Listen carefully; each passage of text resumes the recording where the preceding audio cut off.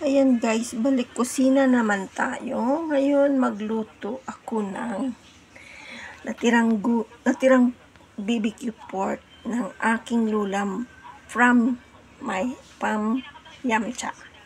So ayan guys, ang aking ingredients, yung strip ginger, minced garlic, and then yung shrimp. And then yung aking BBQ pork, yung tawag dito sa Hong Kong is chasiu. So ayan. So chasiu lang yan, natirang BBQ pork na dinala ko from Yamcha. And then yung ating itlog. Yan lang, itlog lang ang katapat. So ayan guys. So lahat yan na cut ko ng maliliit. So, ayan. Yung shrimp ko na din, na-cut ko na siya.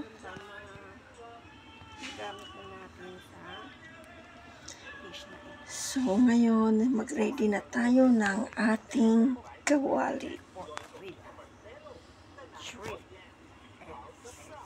Ayan guys, tara. Dito na tayo. So, ito na guys, mag-ready na tayo ng ating oil. So, ayan yung kawali ko guys, is ready na. So, maglagay tayo ng ginger and garlic. And then, ilagay natin yung ating shrimp.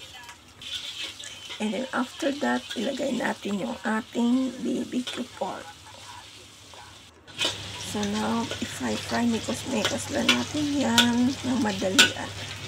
And then, ilagay natin yung ating scrambled egg. Ayan, binating itlog. So, gumamit ako ng 2 itlog dyan, guys. So, ayan. I-form natin siya muna para magdikit yung itlog sa ating pork and shrimp. So, ayan. Dandahan natin siyang baliktarin.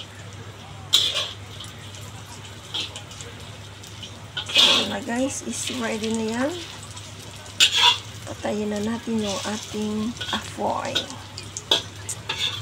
So, ayan lang guys. Just simple scrambled egg with BBQ pork and shrimp. So, see you for my next video and thank you for watching guys.